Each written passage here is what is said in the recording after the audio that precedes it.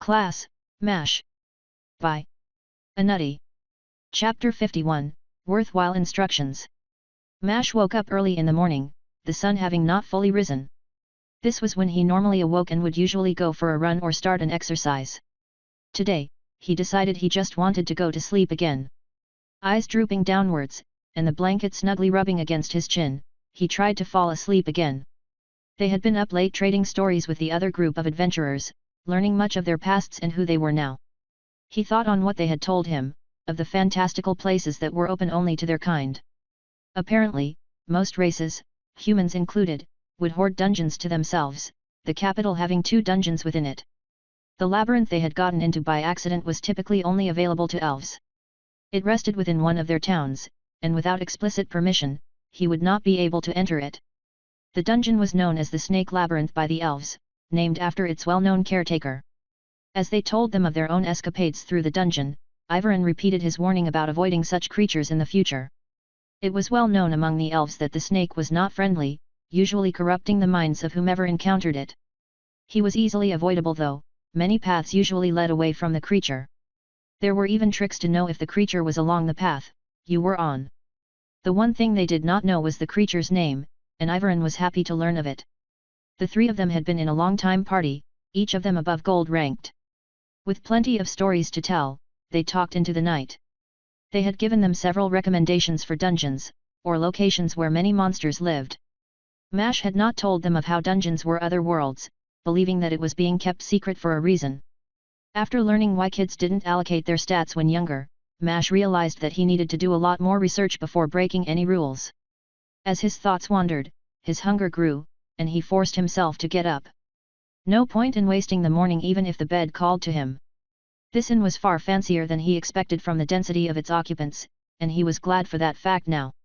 Each room had its own bathroom, water and heating crystals available for him to clean himself. There was even a larger bath available for him to use, and he enjoyed relaxing in the hot water. Its warmth even more enveloping than the bed had been. Still, he resisted the temptation, getting up and dressing himself. He never bothered changing the design of his mending clothes, only changing the color to match the marks on his skins. Once dressed and cleaned, he realized that he needed to cut his hair. It had grown unruly, and he cut it simply, just short enough to stop it from being a tangled mess. With his morning prep out of the way, he made his way down the stairs. Luke was still sleeping soundly, and he left without making any noise, letting Luke get his rest. Despite the fun of the previous night, Luke still seemed shaken by the events with Leah. MASH thought about talking to him about it but thought that he should give him some space. As he stepped into the hall, he remembered his new mask, this time only donning the top portion to cover his transformations. It would help him get about town during the day. Entering the tavern portion of the inn, he found Ivarin standing behind the counter. He didn't look the least bit tired, despite probably having gone to bed later than MASH had. MASH vaguely remembered something about elves and their unique sleeping habits, but he didn't really know what that meant. Well, he was glad for it, taking a seat at the now empty counter. Not many people were up at this time, and most found quiet seats among the tables. Taking a seat, he noticed another person at the counter next to him. He didn't notice her at first, an illusion had hidden her until he got closer. Sitting there casually, Zisha was eating some food for herself. Smells of meat wafted over from her plate, and he asked Ivarin for the same as her and double the servings. Ivarin ordered the food made, unflinching to his eating habits. He asked Priscilla if she needed to eat, but she merely said that he was consuming food for the both of them now. He guessed that meant his appetite would grow as she made more bodies. Were the rooms to your liking? Ivarin started a casual conversation, handing MASH something to drink. Taking a sip of the drink, he was pleased by the sweetness of the juice. It had a deep, golden brown color, and was surprisingly refreshing. Chilled with magic, it felt soothing as it flowed down his throat. MASH only spoke after drinking the glass in its entirety, Ivarin already handing MASH a larger bottle of the juice. They were amazing, especially the bath. You know what, despite having a fortune in my pocket, this was the first time I truly felt rich. He didn't know why, but the other 2 started chuckling softly. Even with his mask on, they must have sensed his confusion. Zisha responding while stifling her laugh. You just reminded us of ourselves, many years ago, when we believed we had become rich. Adventuring will show you the truth, money comes and goes like water. I must ask though, what are your plans moving forward? It sounded like your last dungeon experience was less than pleasant. Her clear voice only made her sound ever more knowing. Again, he wondered what her age might be, but even with all the stories he had heard from them, he lacked any estimations. He thought then about her question, but didn't really have an answer, only a general guideline of what they planned to do. His voice conveyed his own uncertainty. We were going to rest for a bit, then find another dungeon to explore, I guess. May I offer a recommendation? I feel that I need to ask, knowing how most adventurers do not like to receive advice from their predecessors. Hearing her response, Mash realized that it was true. He had certainly acted that way with his father in the final months before leaving home. As he was considering the request, the food came out. A large plate of assorted meats were laid out before him, not a speck of anything else on the plate. It was all cooked well and smelled delicious, and he began stuffing his face immediately. His favorite pieces were the sausages links, which had a surprising amount of heat to them. It made his tongue tingle, but the juice quickly soothed the burn, letting him enjoy the flavors. He nodded his head, unable to speak with the mouth full of food. Good. From what you have told us, it sounds like you haven't properly grown as a group, let alone spent time training. Don't get me wrong, you have reached the same conclusion as many adventurers, using your free stats as you received them, though it's not often spoken of. Despite the training not doing much for your stats, it is still wise to get familiar with your full range of combat abilities, both individually and as a group. I recommend visiting the capital, and getting some training done at the guild there. Its facilities and mentors are highly capable, and you should find them quite useful. She paused, giving Mash time to think of her words, and what they implied. It seemed like his big revelation to use his free stats early wasn't really all that big. From her tone, it sounded like most adventurers would come to that conclusion at some point. He didn't mind the advice either. Despite her giving it to him like a lecture, he found himself understanding. Even if they didn't spend a long time training, a week or two to learn more about their abilities sounded reasonable. He wondered if he was to blame for their struggles with the previous dungeon. Practically having pushed them into it, he never really gave them the opportunity to learn their skills. He figured that they were gaining levels quickly and could stop to do that after several class advancements, but that seemed foolish now. Having someone state the obvious to him, was not a very pleasant experience. It seems like you are smart enough to recognize good advice at the very least. I can get you to the capital quickly if that is what you wish, just think of it as repayment for the information on the Great Snake of the Labyrinth, or rather the String of Fate as you revealed. The elves back home were quite eager to meet one marked by the creature, so I would request you visit my homeland one of these days. There is no need to rush though, we elves live a long time. Simply, think of it as further payment for the teleportation. It was said so casually that Mash almost overlooked it himself, but Ivarin's final words broke the illusion. Teleportation. Yelling loudly, Mash choked on the food that was in his mouth. Ivarin was capable enough with space magic to teleport them directly to the capital. That was something he thought was reserved exclusively for nobles or armies. A teleportation like this would be well out of his budget normally, and he had to feel a little suspicious of Ivarin's generosity. Mash already wanted to visit the Elven Kingdoms, so his request didn't change much there, but he needed to check with his friends. He wasn't sure if he could just accept Ivarin's words and wanted to get more opinions on the matter. You shouldn't offer to teleport someone so freely, Eva. You know that it would seem suspicious, even I would assume you have something nefarious planned. Visha was chastising Ivarin, and their conversation eased Mash a little. Still, he was not able to fully accept their words, he had already agreed to many decisions in haste, and he still needed to talk with the others anyways. Priscilla told him to accept the offer, that he was indeed misusing the power he had available, not to mention her own capabilities. Having cleaned his plate at this point, he excused himself. I'm going to go talk to the others, ask them what they want to do. Could I get some food for them? Laughing at something Visha had said, Ivarin easily brought out the requested meals, mostly just breads with some jams and cream. Mash happily scooped up the food, noticing that there was more food than reasonable. Grinning, Mash started chewing on a piece of fruit as he made his way towards the others. Heading down the hallway towards their rooms, he decided to wake up Red and Jill first. Luke would be easier to wake up, and might already be awake, considering the time. Knocking on their door, he called out to them so that they knew who he was. We're awake, just give us a second. He could hear their response through the door, relieved to find them awake. The second dragged on, but Red did open the door fairly quickly. She closed it immediately, a question coming through the door, her words filled with hostility. Who are you? It's me, Mash. At first he was confused, but then remembered that he was wearing his mask still. She opened the door again, more slowly this time, Jill standing behind her ready for a fight. Once they got a good look at him, they realized that he was indeed himself. Red's demeanor flipped, smiling when she saw the food in his hand. She tried to snatch the platter away from him, but he moved it out of the way, turning towards his own room.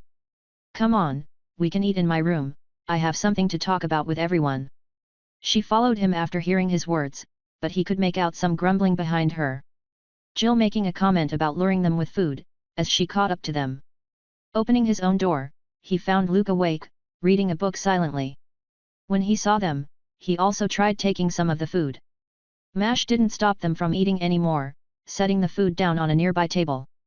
While they ate, he told them of Ivarin's proposal.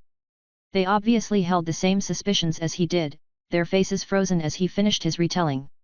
Curious to hear their thoughts on the matter, now, he waited for their response, letting them process the information. Chapter 52, Final Jitters. Sounds like a good enough plan. Better than what we've been doing anyways. Without any apparent hesitation, Jill made her opinion known. Mash stared at her skeptically but found himself agreeing. He was already inclined to agree to the proposal, but didn't want to add any input until the others could. Why?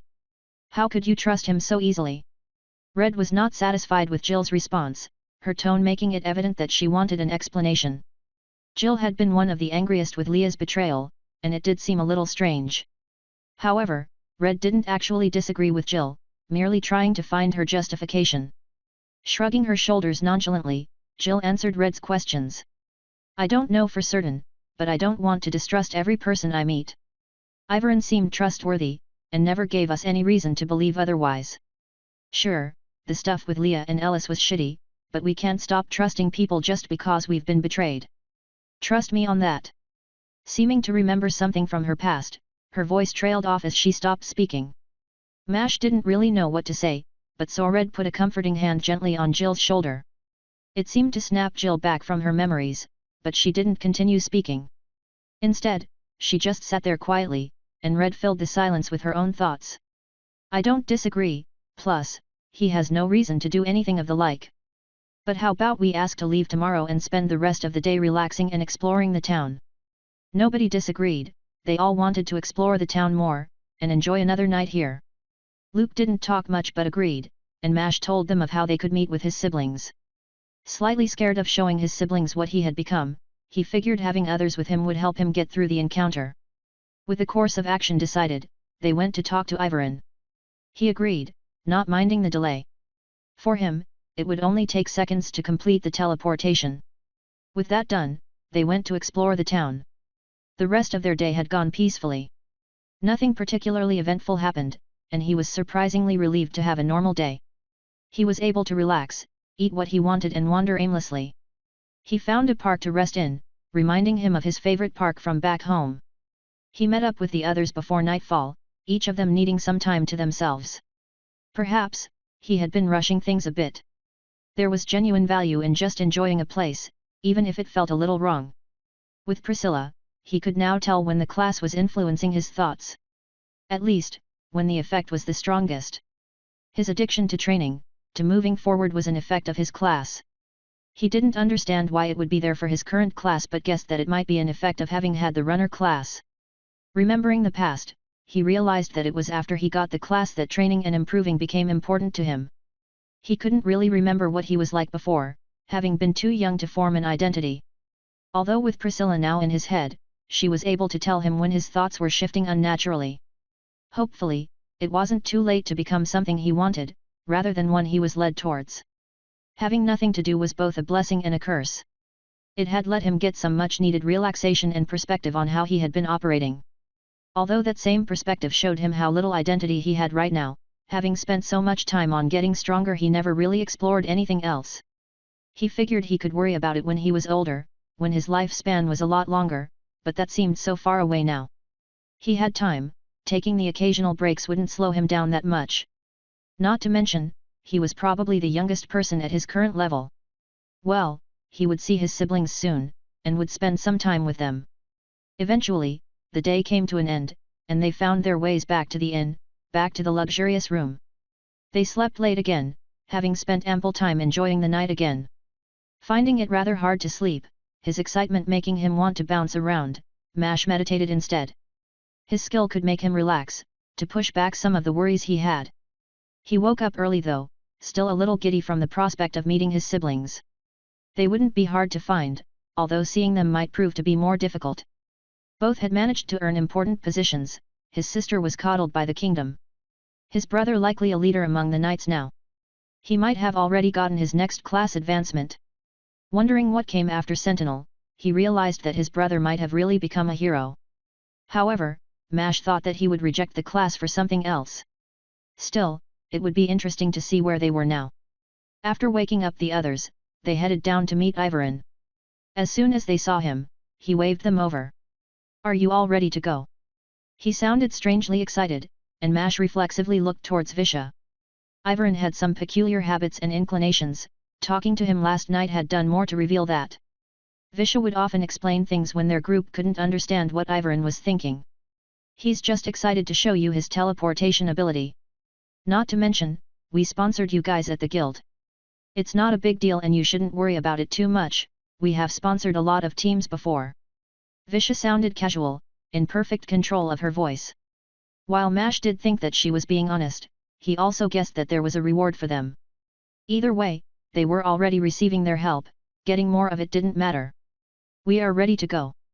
Cutting into the conversation, Jill spoke eagerly. Seeming overly excited, the others nodded along. Mash didn't feel their excitement, instead his worry about meeting his family was growing. He had the mask on for now, but he would take it off when he met them. "You clearly want to meet them, so why act so hesitant?" He felt the voice in his mind, Priscilla asking him to explain his human tendencies. She had been doing that more over the past few days. Claiming that his distress would affect her own mind, and she might be able to help manage his thoughts if she understood him better. She could read his thoughts if she wanted, but he had requested that she inform him before doing so. He did the same, even though she didn't require it. It felt wrong to continue to let her invade his thoughts, and for him to do the same to her. He didn't answer her, still hesitant about the idea of letting a monster manage his thoughts that way. Maybe in emergencies he would allow it, but not for things like this. Explaining only how much he felt comfortable with, his thoughts were interrupted as Ivarin led them to a back room. It wasn't small, easily able to fit 3 or 4 times as many people. Other than a few lights, there was nothing in the room, the flooring left smooth and empty without any obstructions. "I am going to drop you off outside of the capital. There is a space designated for such skills. You should be able to make it to the capital easily, just look for the walls." Ivarin explained a few things to them, and then invoked his spell. Mash didn't know why, but he expected something to happen to him. For his body to feel strangely different, though there was no special feeling. Like Jill's skill, he was simply shifted to the location, without feeling anything. The only way he could even tell that the magic was being used was his mana territory. With it he had been able to see Ivarin's mana envelop their group.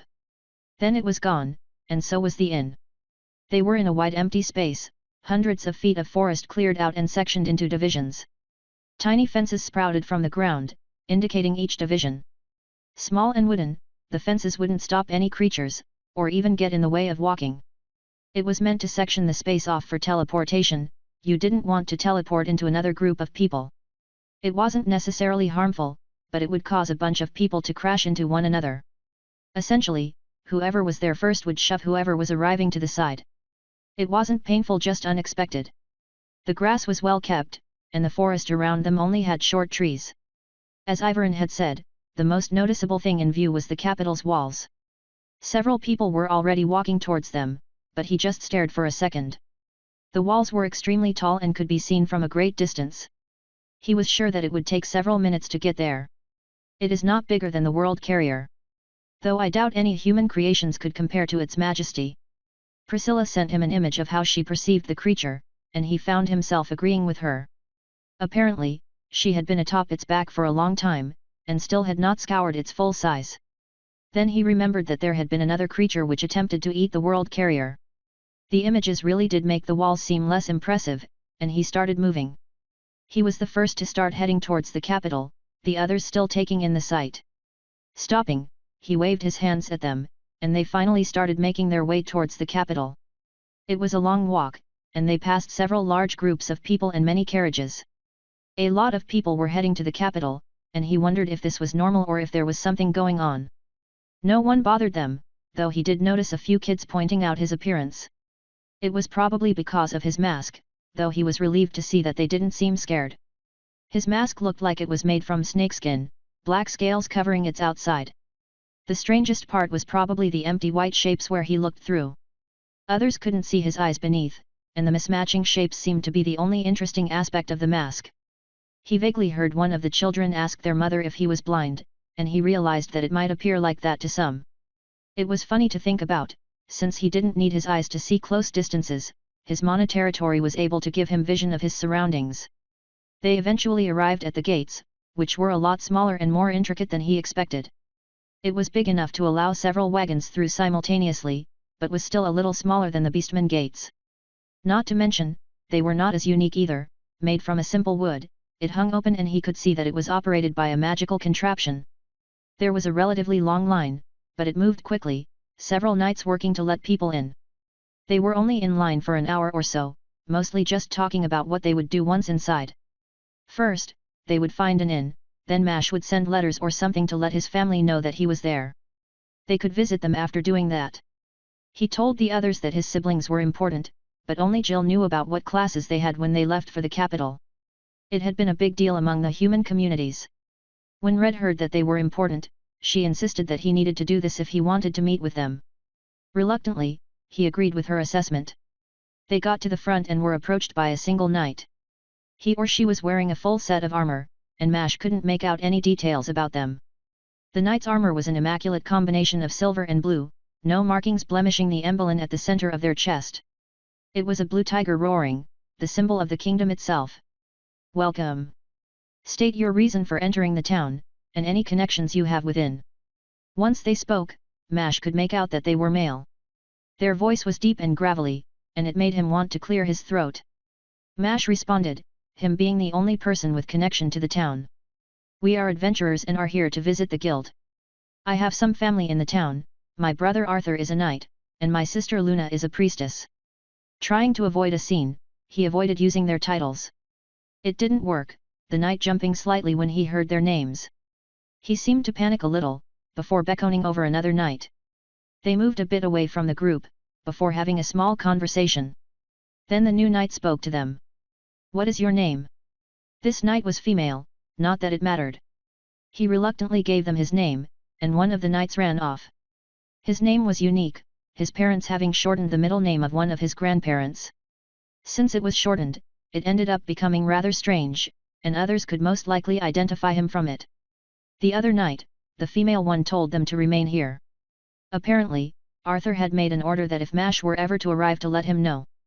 The others were staring at Mash speculatively, even Jill not understanding the situation. Well, it seemed like he would be meeting his brother sooner than expected. That thought was both relieving and terrifying. Chapter 53, Hey brother! Mash felt the urge to run away or at least pace around, but he managed to hold himself back, appearing as normal as he could manage. He was meeting with his family, nothing more. It shouldn't be this stressful. Maybe, he was just unprepared, having planned to meet them in a day or two. He was glad for his mask, his obvious worry hidden behind it. The others seemed like they wanted to ask him some questions but must have noticed his own anxiety. He wasn't left to wallow in it for too long, instead he asked Priscilla to send him some more images of the fights she's been in.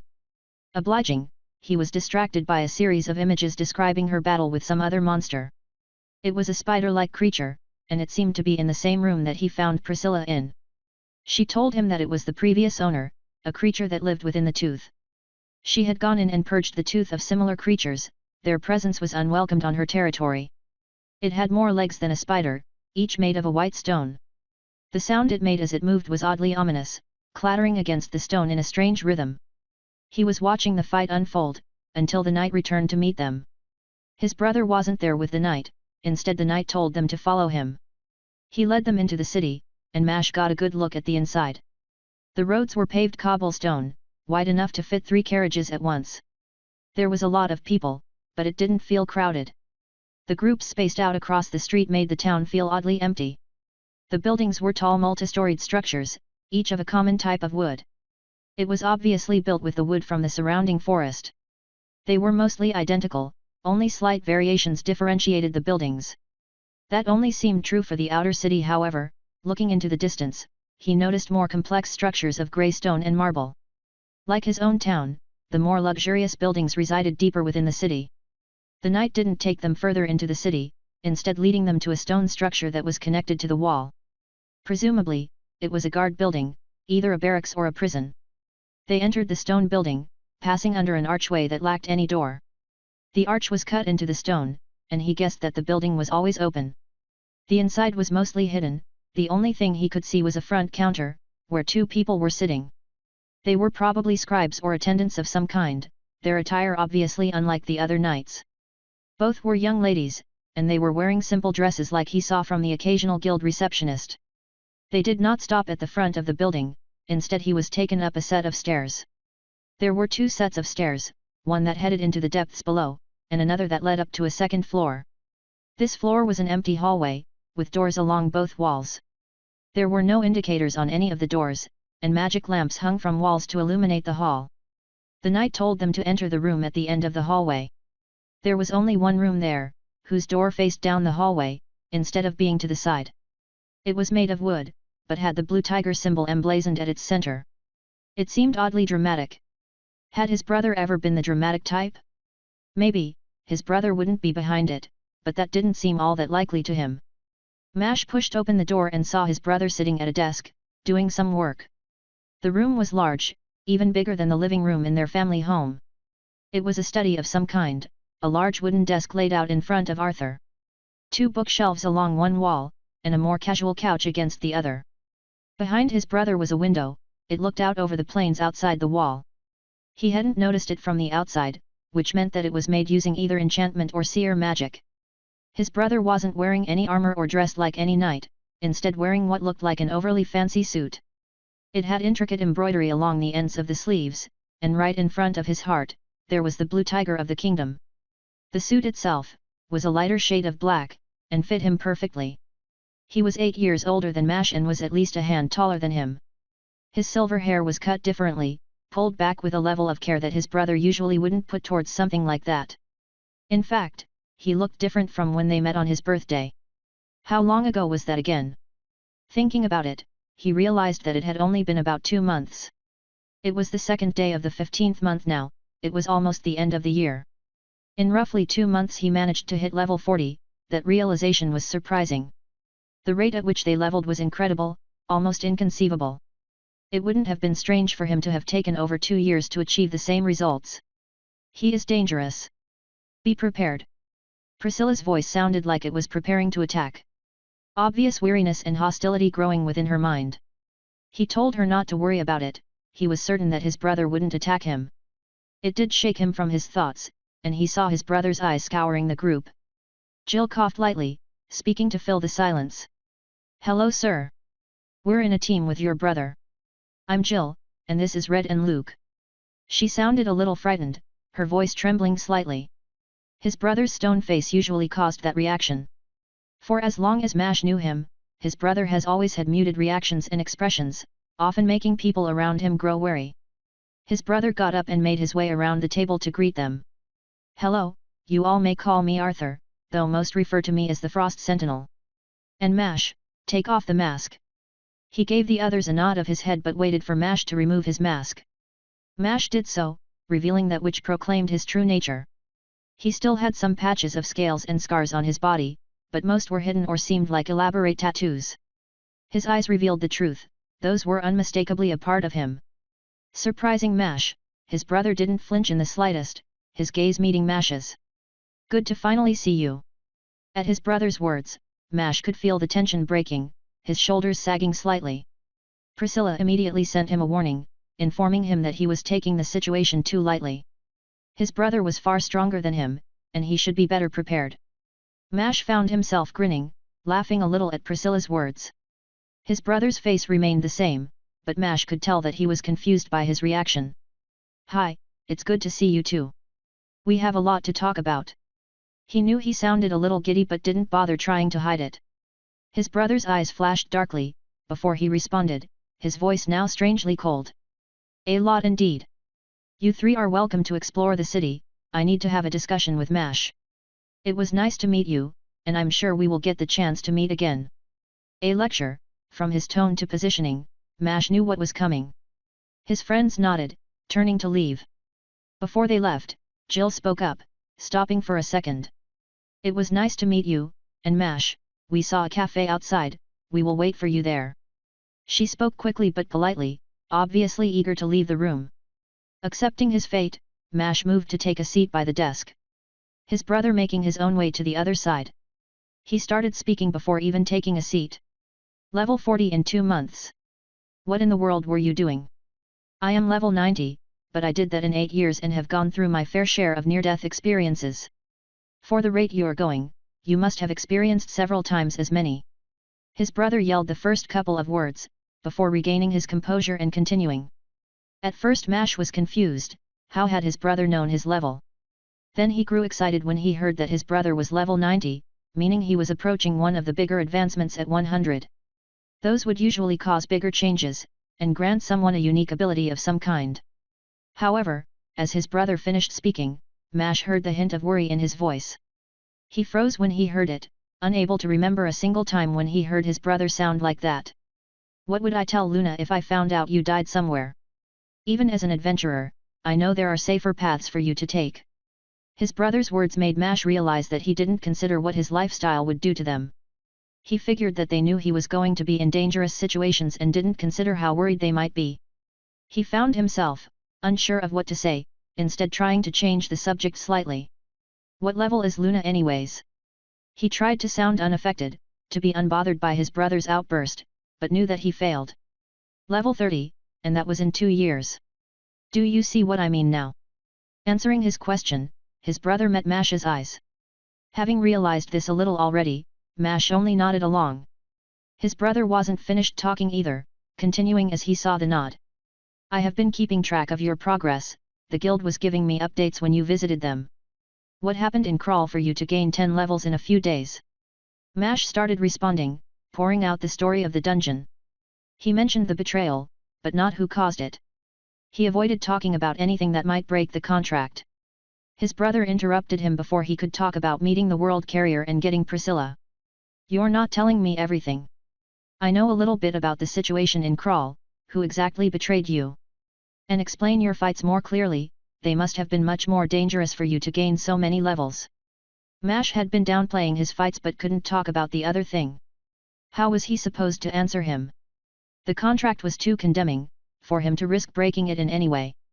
Not to mention that his brother didn't look like he would take no for an answer. "I can't tell you who."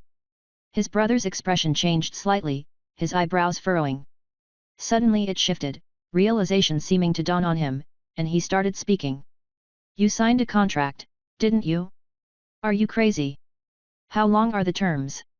Mash wasn't sure if he could reply, even if only to talk about the duration of the contract. Remaining silent, his brother started reading Mash's facial expressions. He wasn't as good at maintaining his composure. "Fine, is it less than a year? Half a year?" Seeming to just be asking random dates, Mash didn't really know how to react. Although after his question, Arthur nodded his head, seeming to be able to read that he was right. Mash wished that he was wearing his mask, that way it would be harder to read his expression. The conversation wasn't over yet, Arthur prompting him to continue explaining about the rest of his dungeon experience. Mash knew that there was no way out, and gave him an honest retelling of his experience, watching as his expressionless brother grow angry.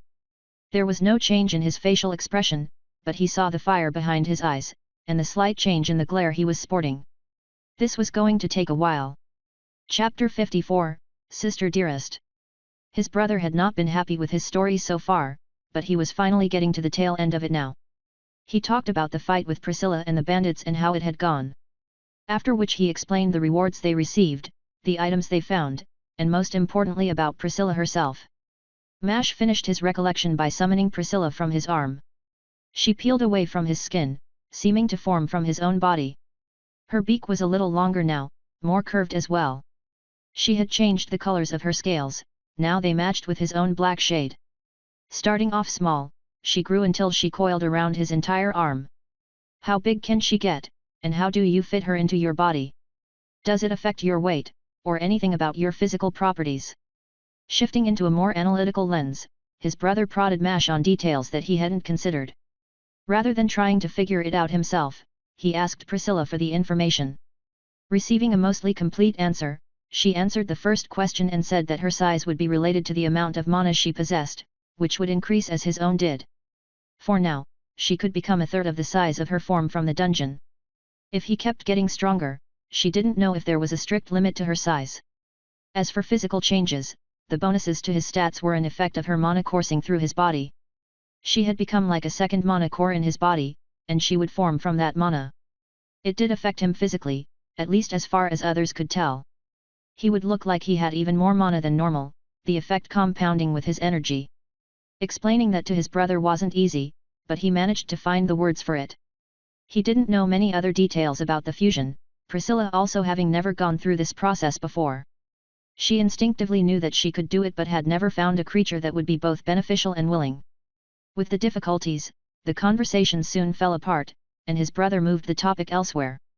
Mash, I want you to stay in the city for the duration of your contract. At least when you're here, I can help keep you and your friends safe. Plus, you should take some time to rest anyways. His brother's genuine concern came through to Mash, but so did his condescension. Mash felt like a child who was being talked down to, only just realizing that he was still 14 and would normally be considered a child. Rather than try and argue right now, Mash agreed with his brother's demands.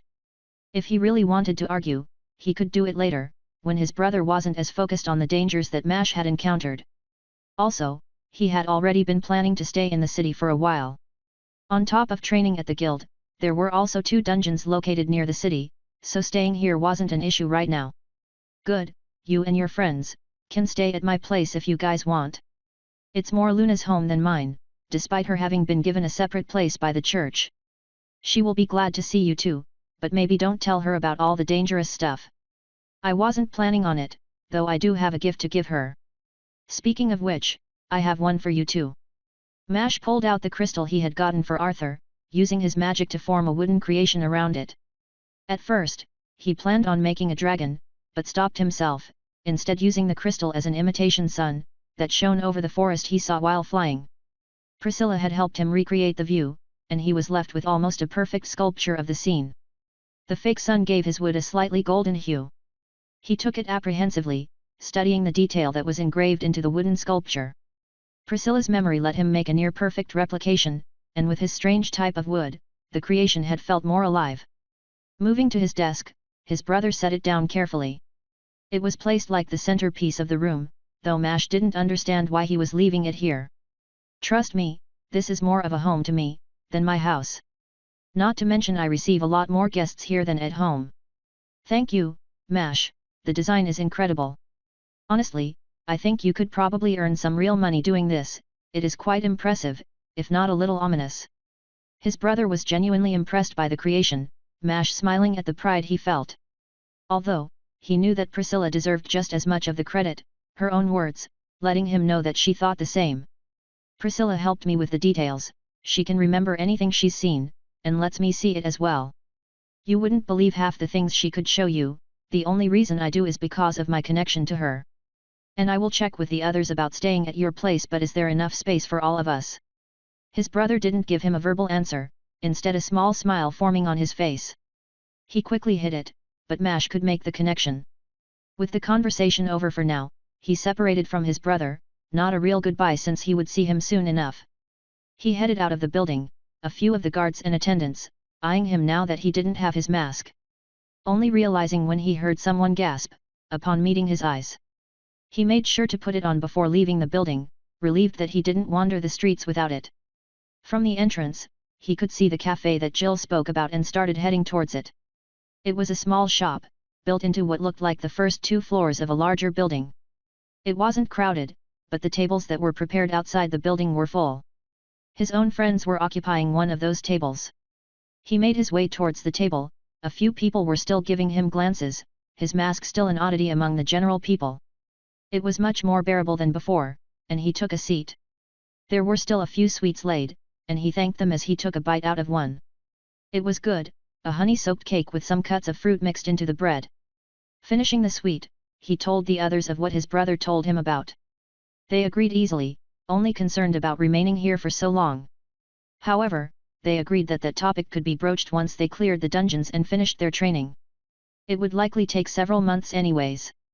As for living arrangements, Red and Jill were eager to take him up on the offer. He is a sentinel. How, in God's name, did you fail to mention that? Do you have any idea how much power and influence he would have in the city? His home is probably bigger than several of these buildings put together. Red sounded a little too eager about staying with his brother. Her words making Jill want to do the same. The luxurious setting sounded highly appealing. A mansion is something I could get behind. Plus, you think he is trustworthy, and it will benefit us to form connections with him. Not to mention I want to meet your sister. She was chosen by the goddess of the moon, right? Sounding reverent, she looked at Mash for confirmation. His mouth full, he gave her a look of agreement, before realizing that his mask was still on. Instead, he gave her a thumbs up. Everyone seemed in agreement on the matter. Luke was mostly indifferent but trusted Mash's judgment on his family. Luke seemed busy looking over the crowds, uncertainty plain on his face. There was a surprising amount of beastmen and other races which seemed to be occupying his attention. Mash could easily follow his gaze and find him looking at a group of beastmen that seemed perfectly normal. He wondered what he was thinking. What's wrong? It's nothing, I just figured there would be more discrimination. It wasn't easy back home, but here everyone seems fine.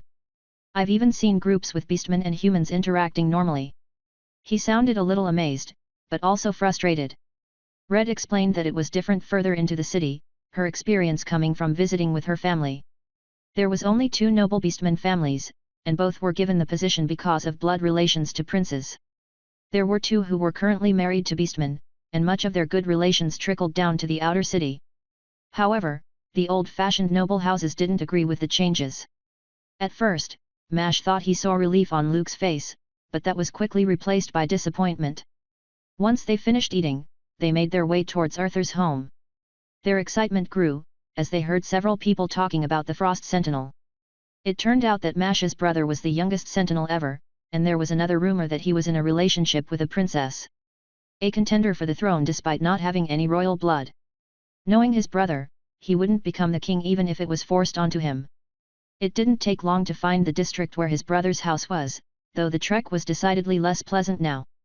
Several of the people on the street had sneered at them, a few even mocking them openly. Despite the looks he grinned, knowing they would regret it when word got around that he was Arthur's brother. They didn't have to ask for directions, his brother having given them to him and describing the building. The one thing his brother didn't mention, left his mouth hanging open. It was a small castle, not that it was designed like such. The size on the other hand was akin to that of a fort back home.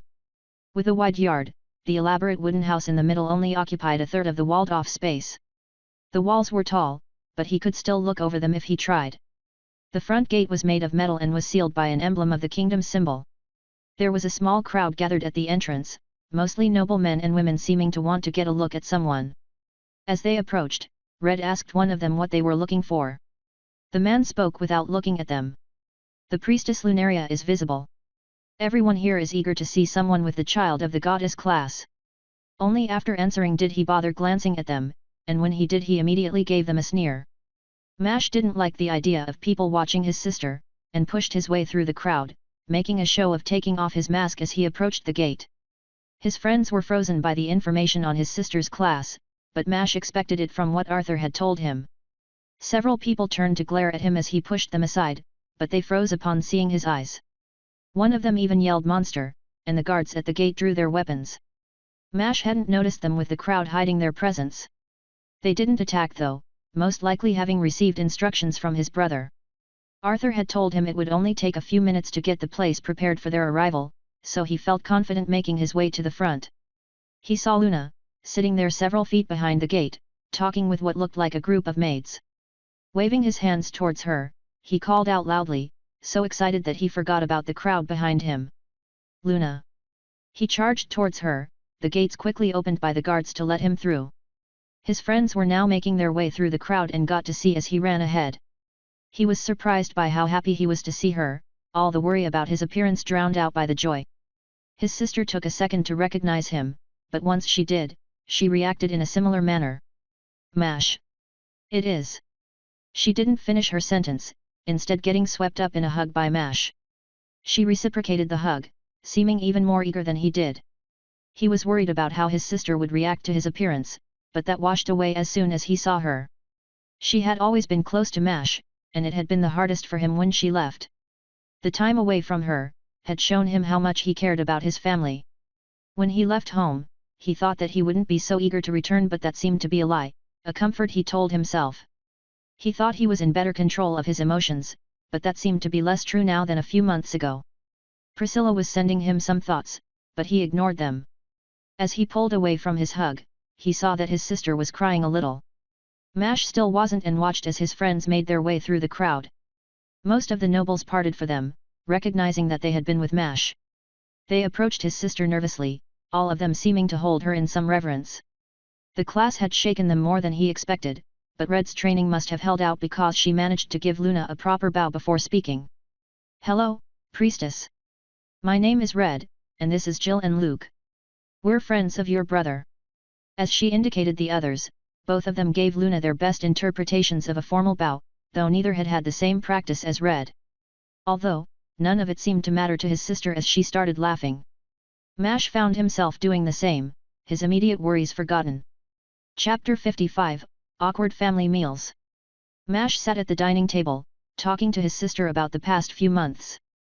The table was long, easily able to seat 12 or more people, but they only occupied 5 seats. Made entirely of a dark wood, it was the centerpiece of the room.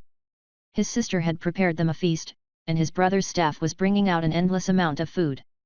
Mash held nothing back in devouring the well-prepared dishes, and he kept looking at the staff a little surprised to see how many people were working in the house. Was his brother a noble now? The staff was looking at him nervously, most likely because he was sending the occasional glance their way whenever they brought out more food. There was a mix of men and women, each of them wearing a typical maid or butler uniform. Most of the uniforms were primarily black, but also had white accents on them. Only one person, an older gentleman, had a pure white uniform. His sister had introduced him as Alfred the head butler, and that Mash should get used to informing him for anything related to his living space or the house in general. She was trying to get him to understand that it was his home too, and that he could come back whenever he wanted. Before, he had only ever seen butlers when nobles had sent messengers to his father.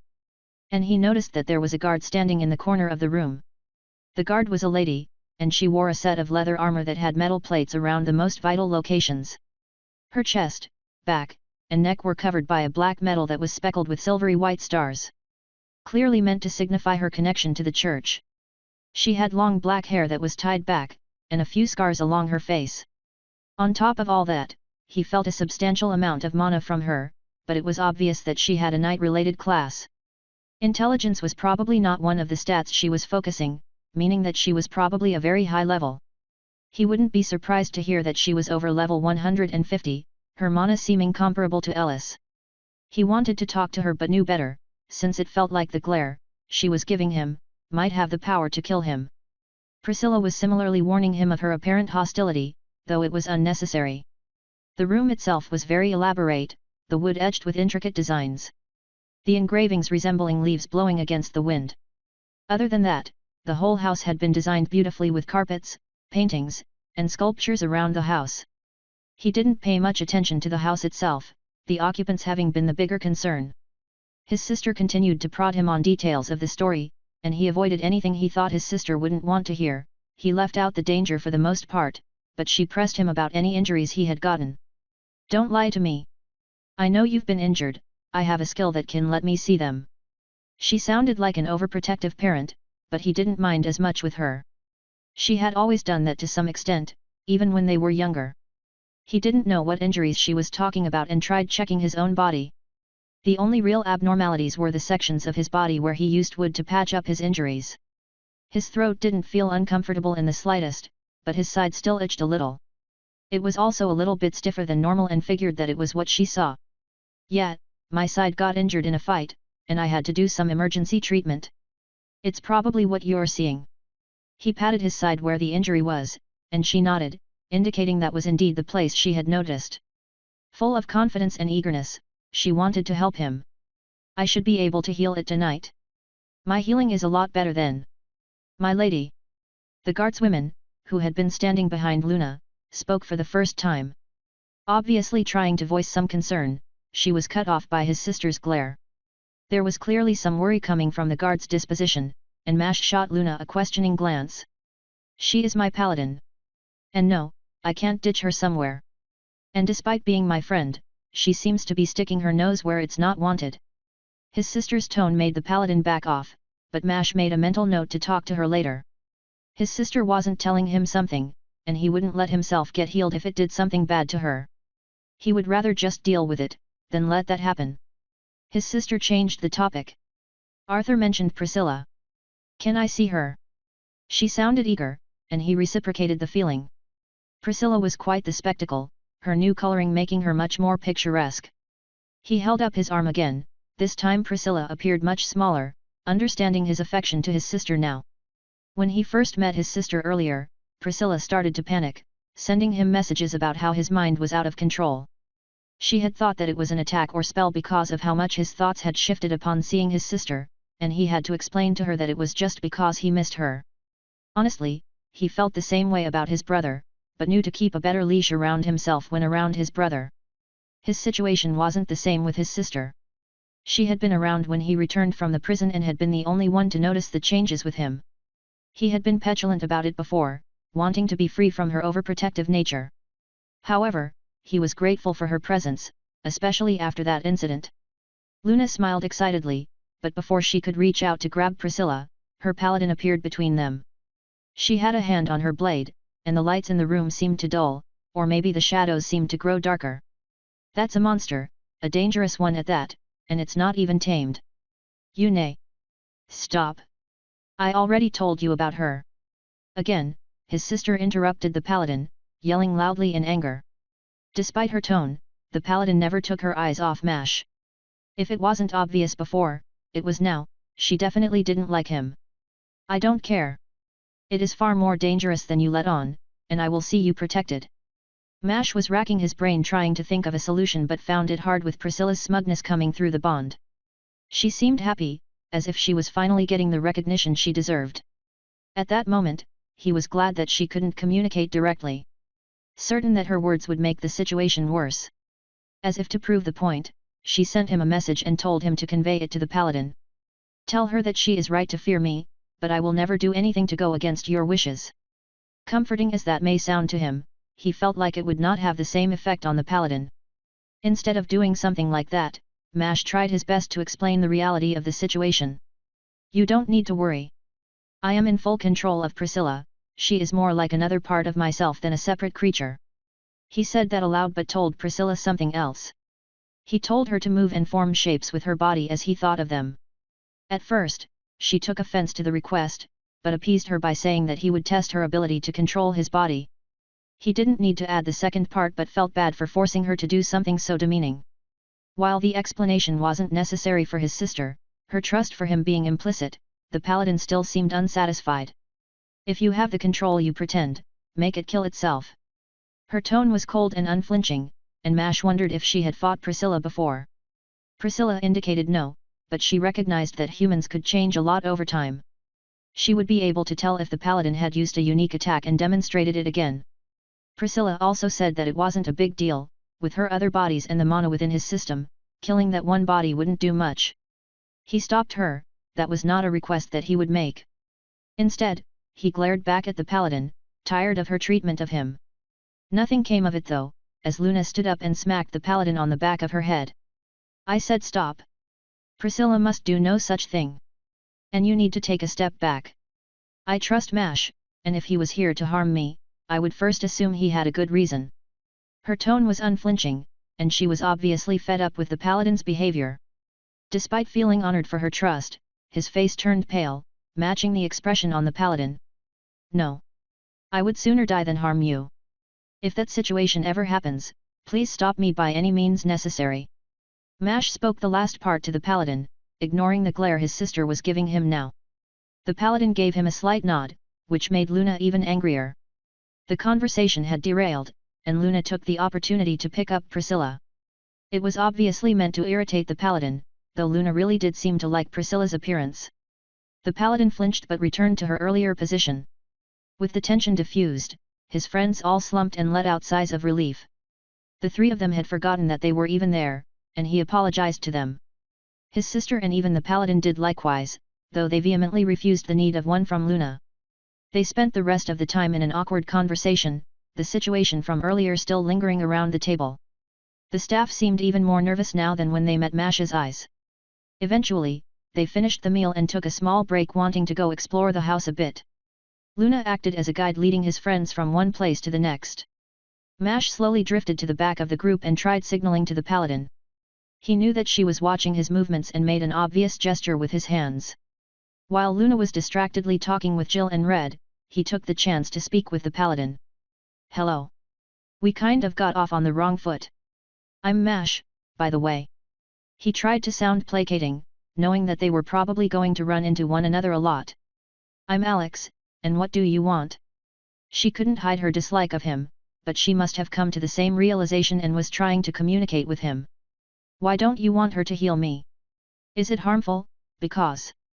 "No, it's not harmful. You need to realize how important she is. Her healing you is fine, but it is something that most people would risk their lives just to see. Plus, you are a monster, or at least look like it, and will hurt her reputation by being around her." She interrupted him, sounding tired of his very presence. That last part was unnecessary, and uncalled for. His irritation rose, but he managed to contain it, giving his response with as much calm as he could maintain. "She is my sister, and I know that neither of us care about that. Our reputation is defined by our own actions, and nothing else matters to us more than our siblings." He didn't think much about what he was saying, instead being led by his emotions. He knew his siblings, and no matter what happened to his reputation they had stuck by him.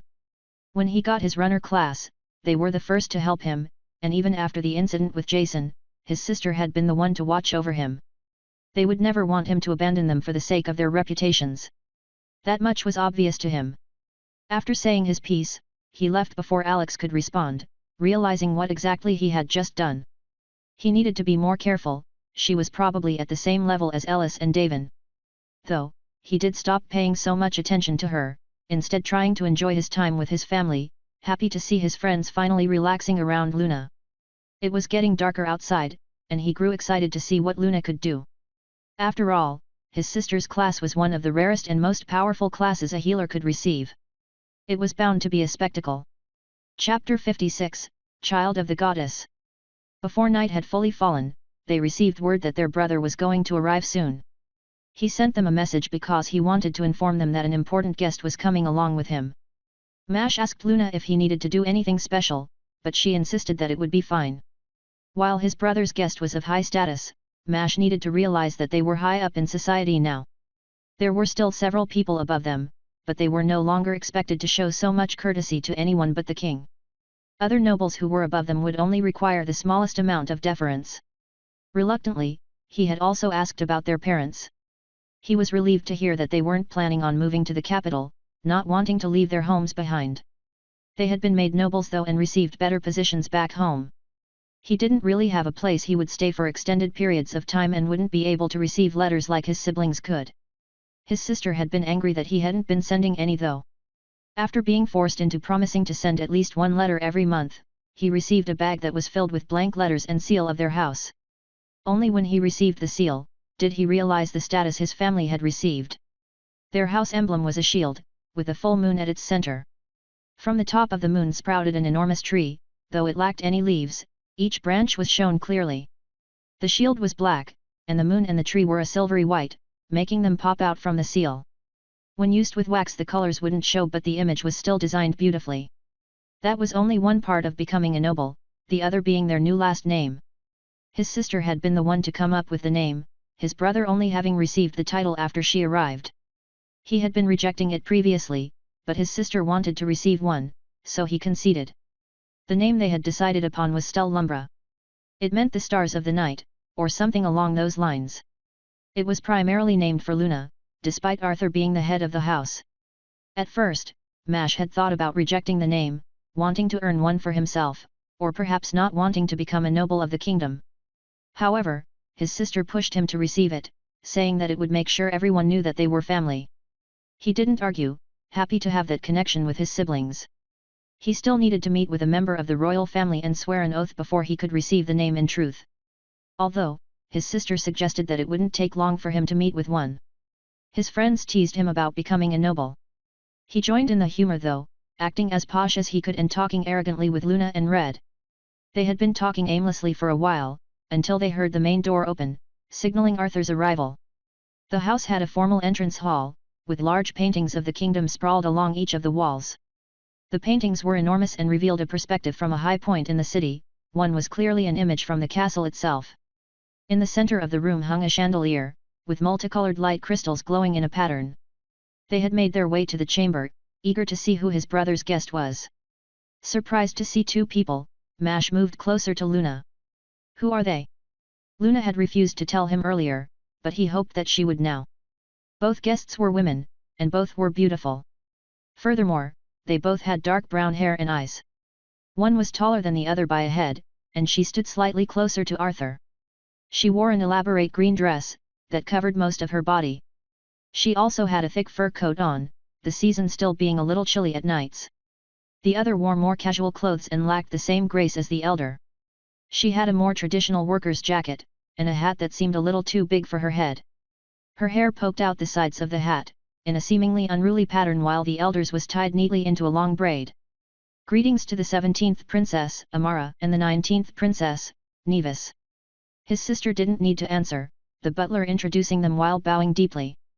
Well, his sister was right, he did meet the royal family quickly.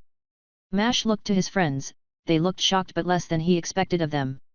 He was surprised himself but had an inkling of this happening from the rumors he heard earlier. Arthur did indeed have a princess beside him, two in fact. Luna started approaching them, and Mash followed alongside her. Without having any idea of what to do, he figured he could just copy Luna's movements. That thought died, when Luna went and hugged both princesses, so he settled for an awkward half-bow.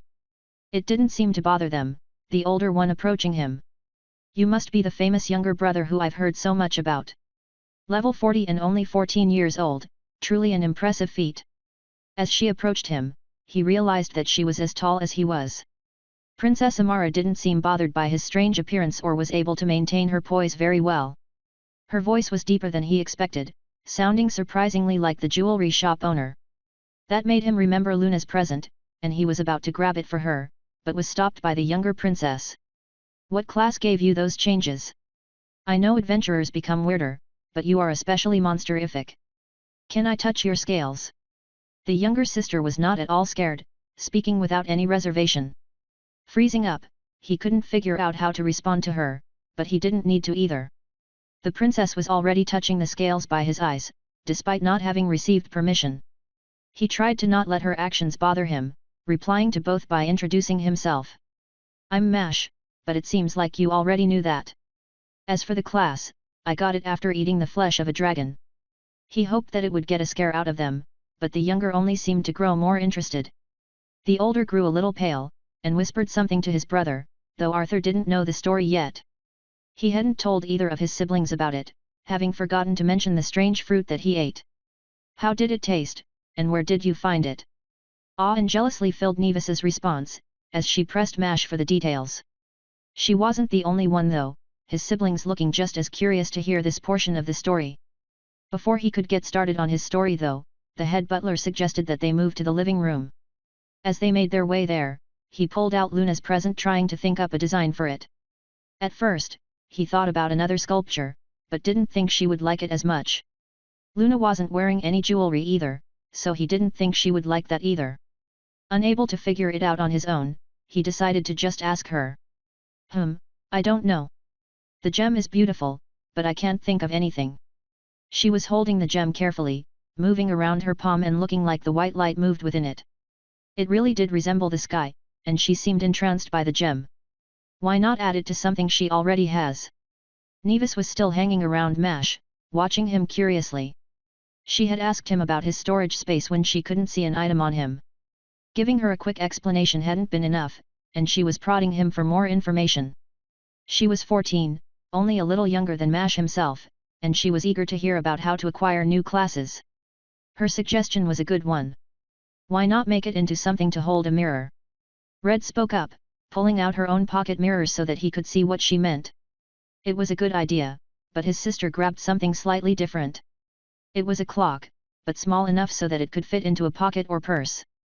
He had never seen something like it before.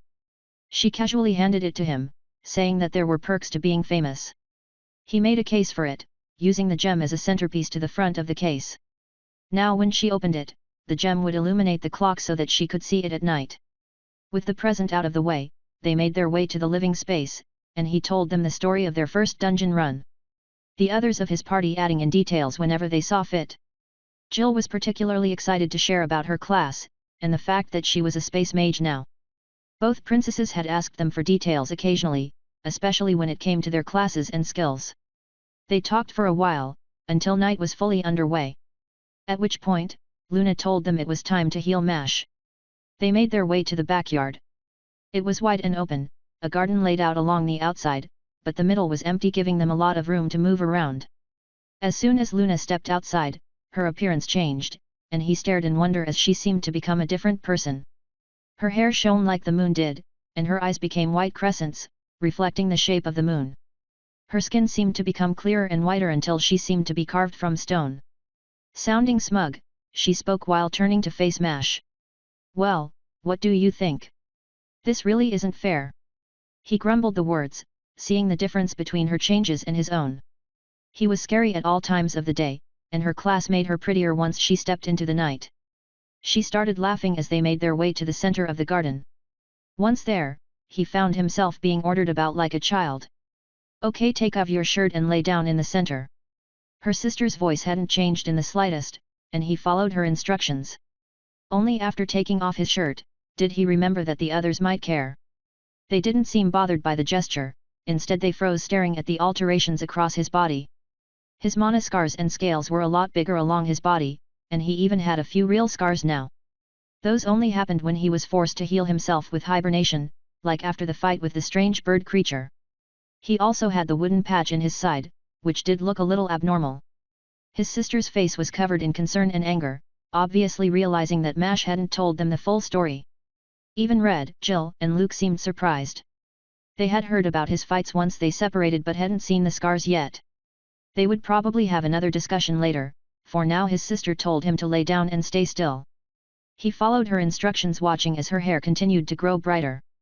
He wondered if it would stop, or if the light became blinding at some point. She kneeled by him, holding her hands out over him. Chanting quietly, her eyes stared glowing fiercely. The world around them seemed to darken, the only light coming from her. It was as if the moon itself dared not approach Luna in this moment. He watched as tiny specks of light erupted around her, resembling the very stars in the night sky. It continued to grow, spreading beyond the limits of the garden, further than the limits of his vision. It was like he had become the center of the universe, the stars swirling about him as his wounds healed. Rather than heal, the wooden patch around his side seemed to dissolve into nothing, clean undamaged skin left in its wake. The same happened around his neck, and he felt no pain or discomfort during the process. Instead, he was filled with a strange warmth, as if he had just drunk a warm bowl of soup. It spread out throughout him, healing him from the inside out, seeming to do more than just tend to his wounds. He watched as his real scars vanished, leaving his body with only the scales and mana scars from before. Then the stars winked out, and they were left in utter darkness before the moonlight could recover the space that his sister had stolen from it. It was deathly silent, not a single person saying anything, until Luna slapped him on the chest. Good as new. Chapter 57, Build Up.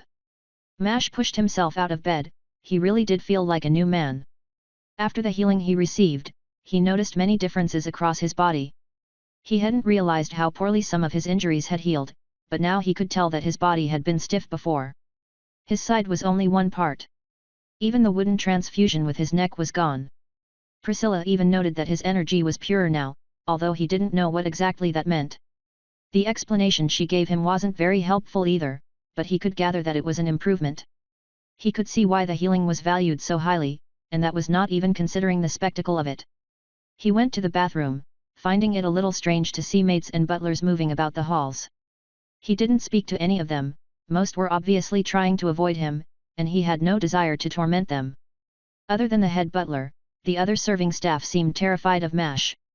With how he had been treated by the princesses, he had almost forgotten that this was the usual reaction.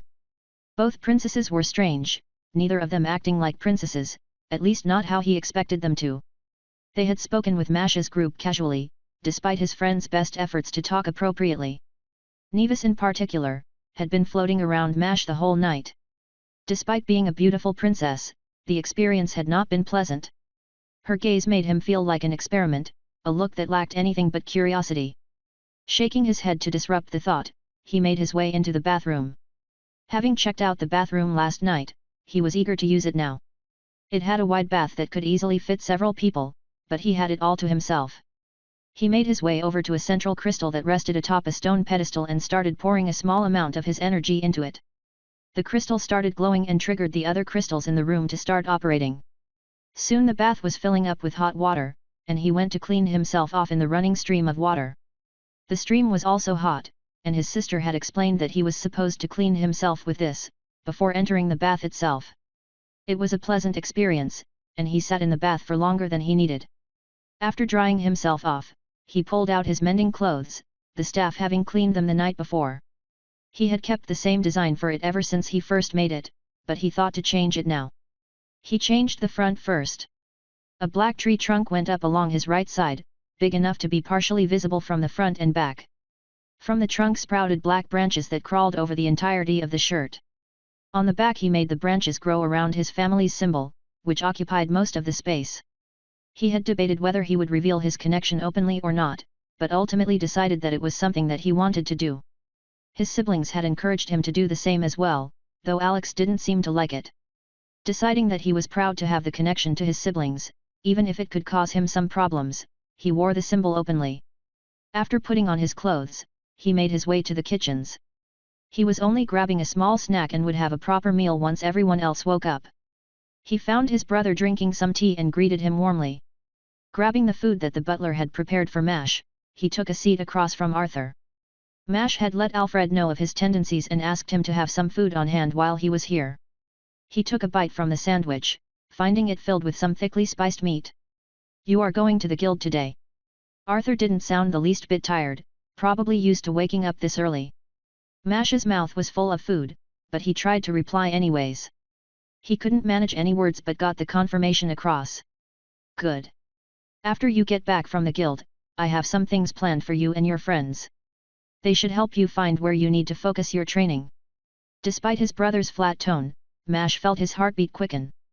Somehow, he knew that whatever his brother had planned, would not be very fun, nor was it likely to be optional. So, he sat in silence, eating his food while his brother finished his tea and left. He didn't take much more time than his brother and made his way outside. He was surprised to run into Red, who was taking a stroll in the garden. He made his way over to her. "Good morning. Are you feeling all right?" Startling her with his words, he tried to give her a reassuring smile. She didn't normally wake up this early, and he wanted to check on her. He couldn't tell if it worked or not, but she seemed to relax upon noticing that it was Mash. "It's nothing, it's just a little surreal to find myself here. I literally ran away from this life, only to find myself back here. Not to mention, I think your family is technically of a higher standing than mine." "Wait, how? I thought your family was famous and powerful." "That might be true, but we don't get princesses casually visiting our homes.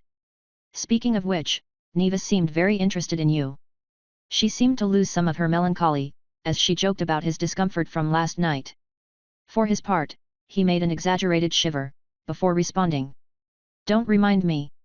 I thought she was going to gouge my eyes out, just to get a better view of them." Red nodded along, chuckling a little. She took a deep breath, seeming to finally relax. Her response came out much more easily. It really seemed like she would. "You're going to the guild now, right? I might as well come too, not like I'm doing anything anyways." "Sounds good." Replying to her, he pulled out his mask from his storage space. "You designed your shirt yourself?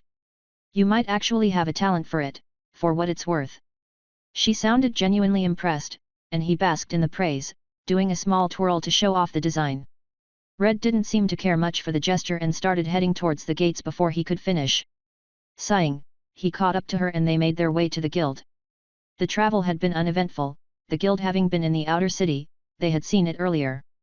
Several people had noticed the symbol on his back, recognizing his family's emblem. While walking through the inner city, he heard the word brother tossed around a few times. Rumors really did travel quickly. They talked aimlessly, ignoring the reactions of those who spotted them. This guild building was the largest by far, the surface of the building was slightly larger than his brother's house. It was mostly stone, a grey brick that was covered in different paintings. It almost seemed like anyone could paint whatever they wanted, and he could even spot some kids doing exactly that. The guild here is treated surprisingly well. Weird. He was talking to Red, pointing out the children as they made their way inside. Yeah, it's because this guild is sponsored by the king himself, and most of the jobs here are meant to help maintain the city. So, commoners tend to come here instead of go to the guards.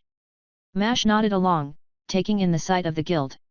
Despite being larger, it was surprisingly empty. Though, that might be because of the early time of day. There were no elaborate paintings or sculptures, instead there were more random paintings adorning the walls, hiding the engravings that he only noticed with his mana territory.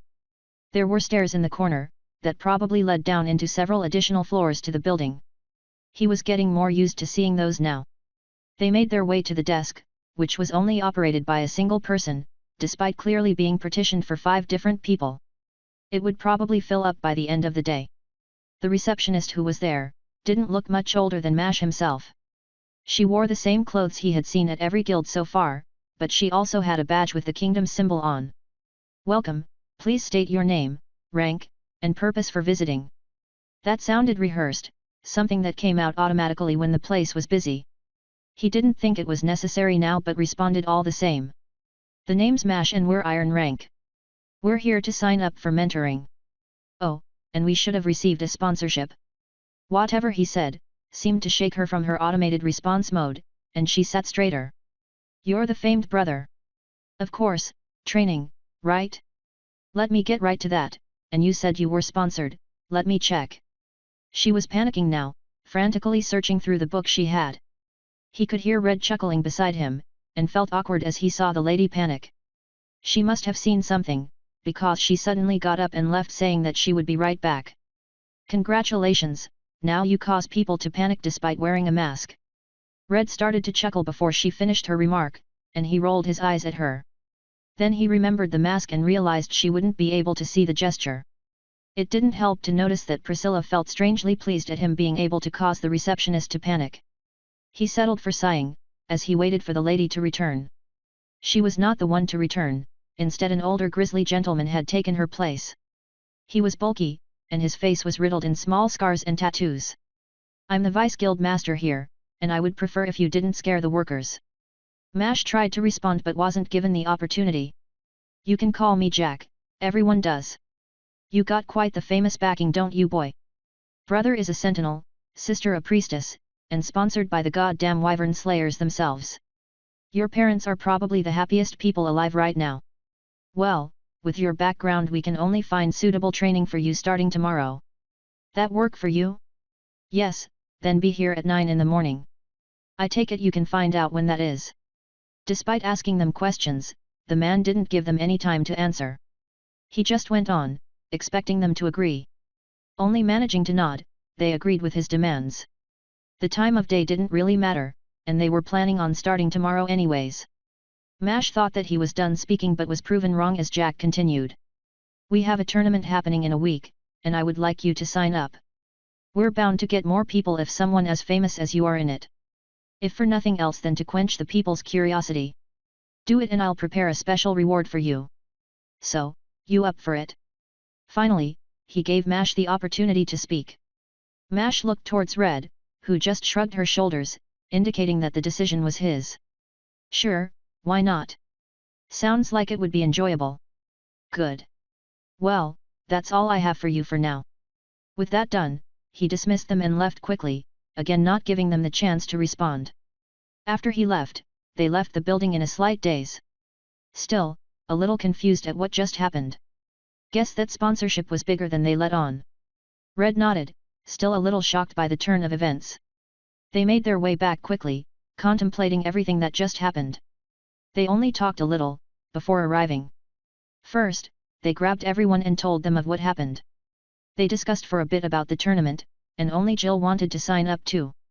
Red didn't want to use her abilities publicly like that, and Luke wasn't strong in one-on-one fights. Mash wasn't either, but figured the training would help with that. His brother returned after they finished their discussion. He was accompanied by both princesses again. Mash didn't know why they had come again, but Amara revealed their reasoning herself. We heard there was going to be a show and couldn't miss it. She was looking at Arthur as she spoke, and Mash knew that this training session with him was going to be eventful. Chapter 58, The Frost Sentinel. His brother didn't waste much time, leading them to a wide space that was obviously designated for this sort of training. It was as wide as the house itself and was dug into the ground beneath it. There was a staircase that led down into the training grounds. It was essentially just a stone container, a few wooden weapons laid against the walls, but other than that there was nothing really. An unnatural light came from the engravings along the walls and ceiling, lighting up the room as if it were daylight. He appreciated the simplicity of the space but felt like he would come to hate it very quickly. His brother moved towards the weapon rack, motioning for them to follow him. There were all kinds of weapons laid out among the racks, each seeming to be of high quality as well. Some were wooden, but there were also some that were metal and blunted. Despite being meant for training, even the wooden swords seemed to be covered in basic enchantments. I'm going to start with a basic evaluation. We'll spar without any offensive skills at first, so that I can test out your fighting styles. Afterward, we can do a more normal spar. For now, I need to see where you stand, and don't worry, I will hold back. His brother spoke while grabbing a broadsword from the weapon rack. Despite hearing the confidence in his brother's tone, Mash thought that he might have a chance. His fighting style was unusual, and most people were tripped up and unprepared to deal with it.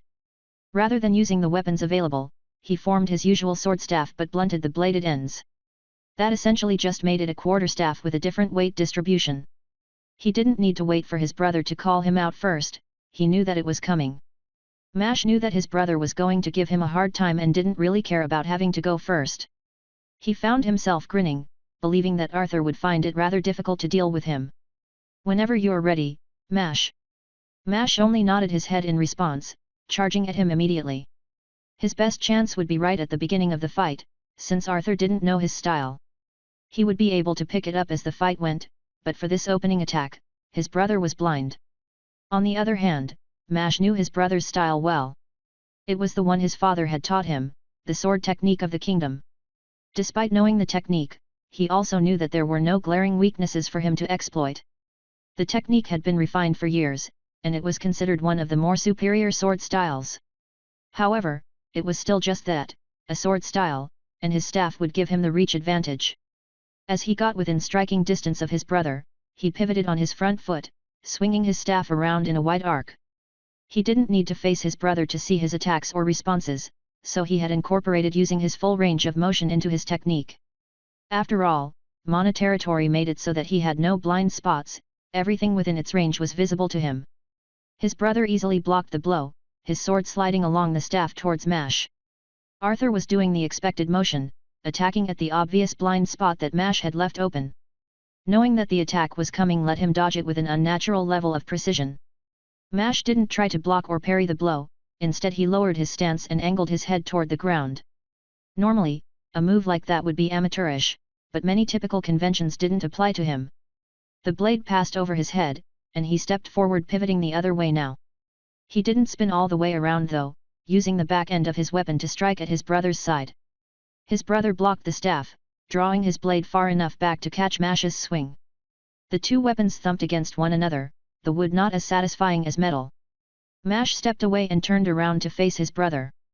His last attack had left him facing away from Arthur, leaving his back open to an attack. However, Arthur already seemed to understand what Mash was doing, and didn't take the obvious opening he laid out. His brother had always been calculating, and he figured that he would only have one opportunity to surprise him. Well, that tactic hadn't worked. Honestly, he didn't expect it to land and was glad about the results it did produce. His brother was acting more cautious now, realizing that Mash fought unusually. Despite that, Mash's continued efforts to try and land a strike only met with increasing levels of resistance. Arthur was adapting quickly, and before long Mash found himself struggling to block his brother's attacks. Since this was training, Mash maintained his focus, constantly making the attack motions as if he was using his persist skill. His brother's first blow landed soon after, the broadside of his blade slapping against his back. It made a loud clapping sound, and he felt pain needle its way across his back. It would probably leave a mark, but at least the fight was over. That would have been a lethal blow in an actual fight. Mash took a deep breath, but it turned into a small cough when his brother gestured for him to continue. "But I lost." "It doesn't matter. If you plan on continuing to rush into stupid places, I'm going to make sure to iron out every little weakness you have." His brother's expression didn't change in the slightest as he spoke, but Mash found his mouth feeling surprisingly dry. Instead of trying to argue, he altered his priorities. He would land a single real hit on Arthur, doing that would be enough for him. It didn't happen, and Mash found himself preferring his left leg by the fight's end. He would call it a fight, though his friends probably saw it as a beating. As soon as he got off the main ground, he took a seat and began using inhuman hibernation. It would be able to heal wounds like this quickly enough. He didn't have to hit you so hard. "Are you okay? Do you want me to heal you?" Luna had taken a seat behind him, glaring at his brother as Arthur called Luke up next. He didn't know when his sister had arrived, but he refused her offer. While her healing would certainly feel good, it was overkill. He let his focus be drawn to the new fight, wincing whenever he saw Luke get hit. His brother wasn't hitting Luke as hard as he did earlier, but it still looked painful. Luke fared a little worse than he did. His hand-to-hand style was not very effective when he couldn't boost its range and power with his transformation. Soon, the fight was over, and Luke started making his way over to Mash, already starting to heal his injuries. The next up was Red, who formed a blade from blood as she prepared to fight. She said that she didn't have the same level of control with other weapons. She also let her blood dress form, since it was a skill that would boost her natural fighting capabilities. Luke had done the same with his buffs, his brother having said that it wouldn't matter. She formed a shield of blood in her other hand, letting Arthur know that she was ready. "I am sorry. I should have recognized your fam." His brother was cut off, Red charging at him and making a large overhead swing. Her sword was big. Bigger even than a great sword, to the point where it would be unreasonable to wield it normally. She could only wield it because it was made of blood, otherwise swinging a sword like that would be near impossible. She held out a little better than Mash himself, her techniques having a similar polish to his brother. Her family's style was probably just as refined as the kingdom's primary sword style. His brother used less force now though, only hitting her hard enough to break her armor, but otherwise only left her with small hits. He did the same for Jill, who went last. She didn't have a real style and told Arthur as much. Responding, he instructed her to use whatever she preferred, or even try something new if she wanted. She ultimately settled on a pair of daggers, much like the magical ones she still had on her. Also, she didn't so much as spar as get some basic directions from his brother. Sparring with just her natural abilities hadn't revealed much, though she seemed quick at picking up his pointers. "Good, I will get you a book for some real dagger skills. But check with your guild mentor if that's what you want to stick with." Arthur spoke without hesitation, his mind obviously elsewhere already. Jill looked like she wanted to protest, but that seemed to die on her lips. His brother usually left people without the opportunity to argue. It was made worse because he was normally correct, and he could never find a good reason to argue. With all the preliminary sparring out of the way, Arthur called everyone over again. "Now, we will move on to more traditional sparring. You four can use whatever skills you want, and I. No. Let's fight for real. Come on, you can go easy on us later. But first, I want to see what you can do." Mash interrupted his brother. He wanted to show him what he's capable of, and that wouldn't happen so long as his brother continued to restrain himself. Arthur looked over the rest of the group, who all seemed ready for the challenge. Their determination had gotten through to Arthur, and he let out a small sigh in acceptance. They didn't know if they could win but were eager to try. To truly test themselves. Fine. Everyone else moved to the edges. He made his way to the opposite end of the stadium, while Luke went around buffing each of them. There was a big level difference here, but Arthur wasn't over the level 100 barrier yet, and Mash believed that the four of them could manage against him. Arthur was a frost sentinel and would probably have an ice creation skill of some kind. It should be like his wood creation skill, and he had an inkling of how to fight him. Jill would surprise attack him, her magic would be suited for an immediate assault. She had been reluctant to use her magic on his brother at first, but he reminded her of how little her attack did against the bandits. He doubted that it could do more than annoy Arthur, but even that would be useful. And on the off chance that it did do damage, they had Luna around for healing. That was probably the only reason his brother had accepted the challenge.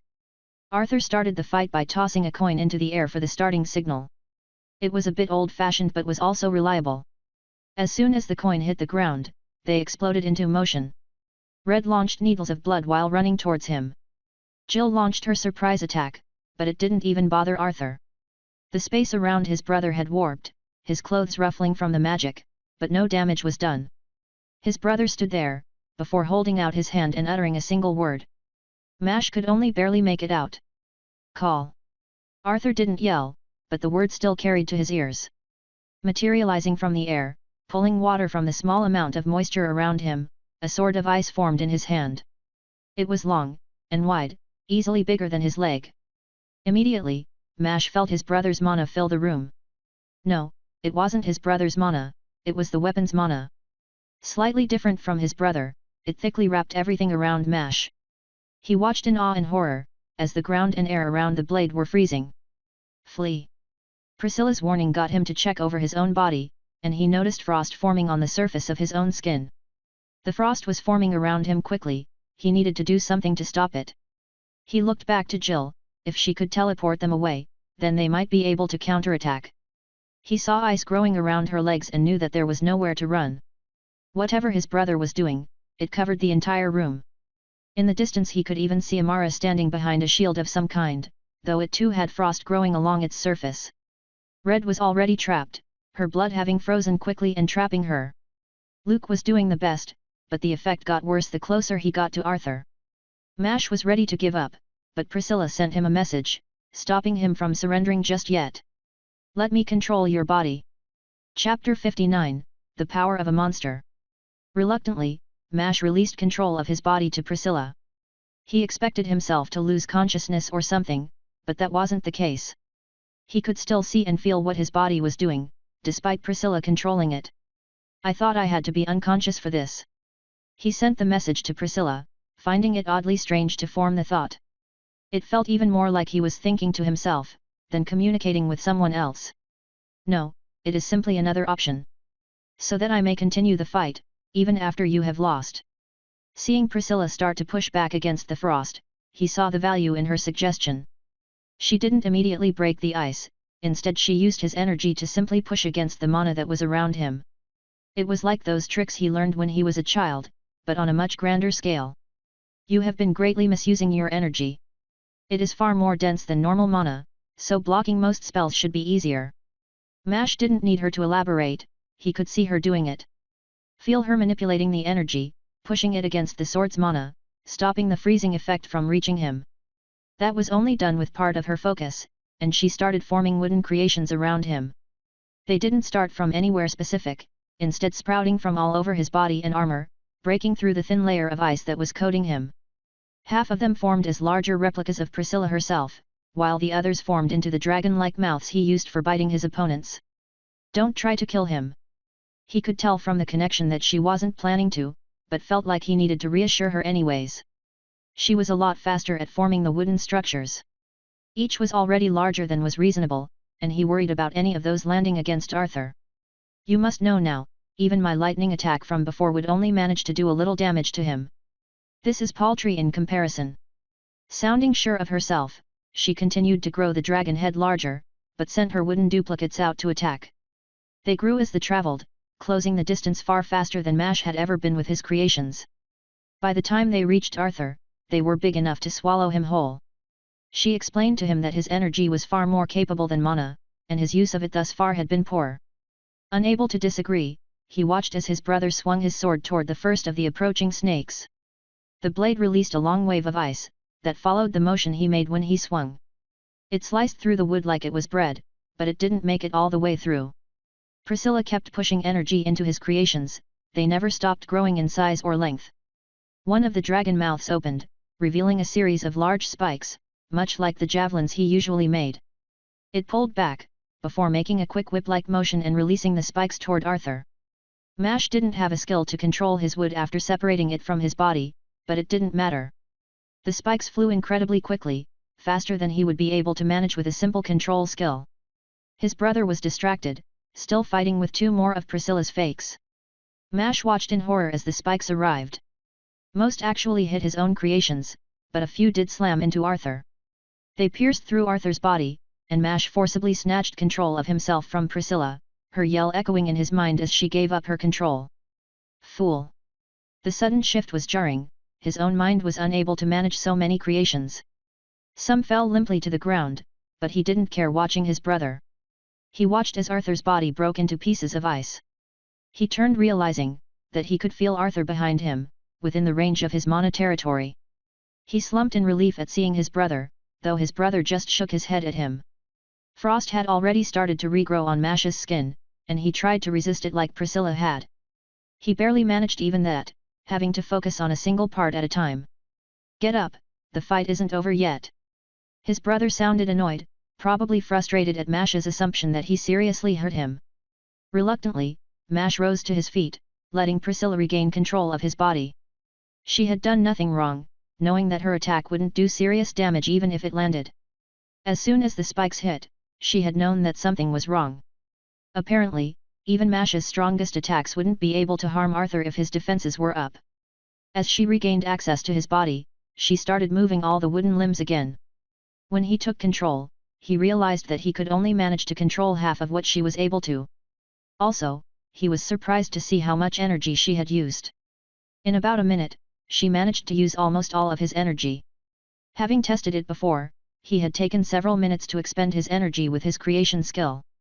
How, when she had never used energy before, been so much better at it? Intuition. Your skill only gives you a taste of what I have. Mash knew that Priscilla was talking about his inhumanity skill. Assuming that she was telling the truth, he wondered how many monsters were as capable as her. He didn't have much time to ask her, however, his brother signaling for the fight to begin again. Priscilla reacted quickly, using the nearby wooden limbs to try to hit Arthur, but he was too fast at this distance. He appeared only a few feet away from Mash in an instant, but Priscilla had read his movements and started growing spikes from Mash's armor. They grew fast, and intercepted his brother's swing, but his sword was cutting through them easily. It did buy her a quarter of a second, and she tried to step back and dodge the blow. She tripped, falling backwards in a sprawl. Despite having adjusted to his strange mana, she was not able to do the same with his physical body. This worthless body! He could feel her annoyance easily, the connection seeming to be even stronger now. More than just the words she said, he could feel her growing frustration at feeling all the joints of his body. Recalling his previous fights with her, he realized that she never attacked with the beast-like body she had been occupying. Strictly attacking with her real body at the time. He received confirmation as he thought of the idea, Priscilla explaining that she was only using it for its mana. Arthur had his sword leveled against Mash's chest, and he knew that the fight was over. Mash took back control of his body, just in time to see Jill appear next to Arthur.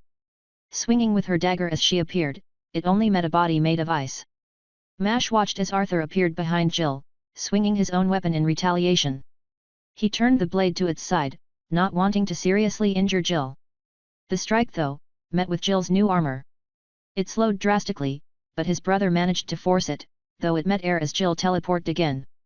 His brother didn't chase after her, and realization hit Mash, he was using a counter-attack skill and couldn't teleport freely.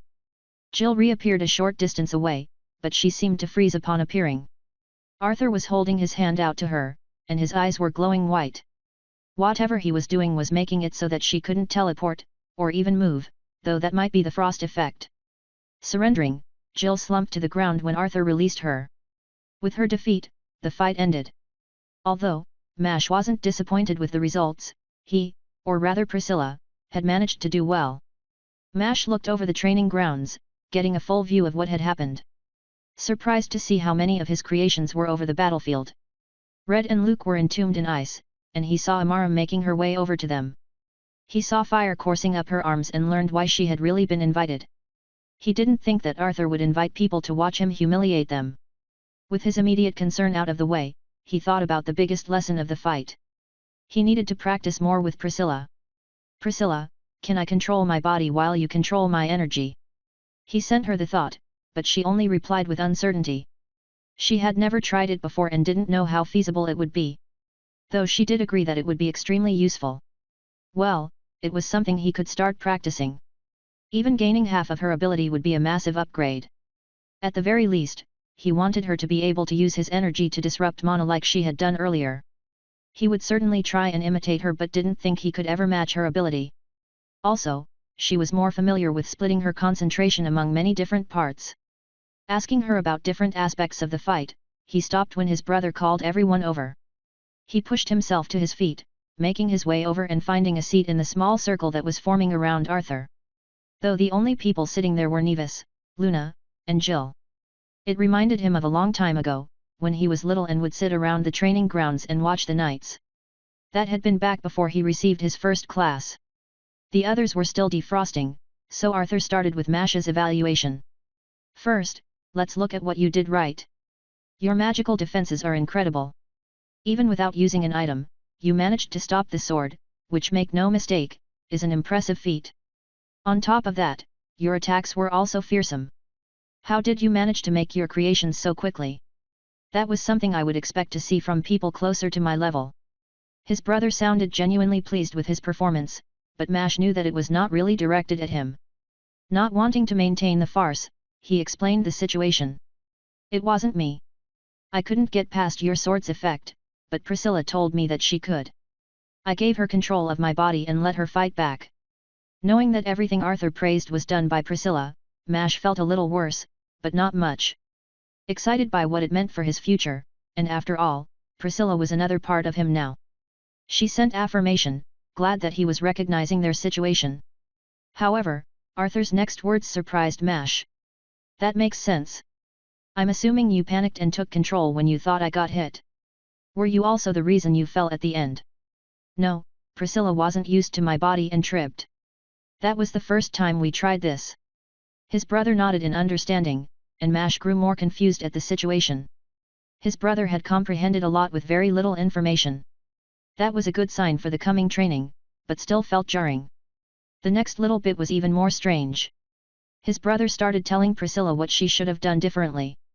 She was not amused, and Mash didn't bother sharing her thoughts.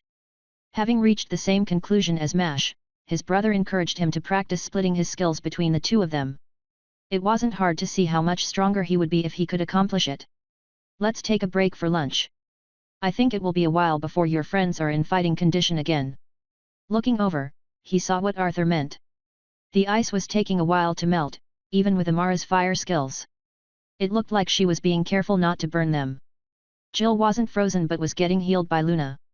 Mash hadn't noticed it before, but her feet were covered in blood. She must have forcibly removed the ice from earlier. Unsurprisingly, she also received some praise from Arthur. While he was impressed with her armor, he was more impressed by her decisiveness in using her teleports. Jill glowed under the praise and gave Mash a smug grin. Didn't think anyone else could keep up. She didn't really speak, but he could practically hear the unsaid words. He gave her the most exaggerated "you did your best" look that he could manage. Luna smacked the back of his head when she saw it. At the same time, she sent some healing magic through him. It caused him to relax, and he slowly slumped backwards, until he was laying on the ground. So, what are you going to do about all this shit? Jill spoke, while gesturing over the field in front of him. The training grounds were now covered in large wooden replicas of Priscilla, a few dragon mouths were resting around them too.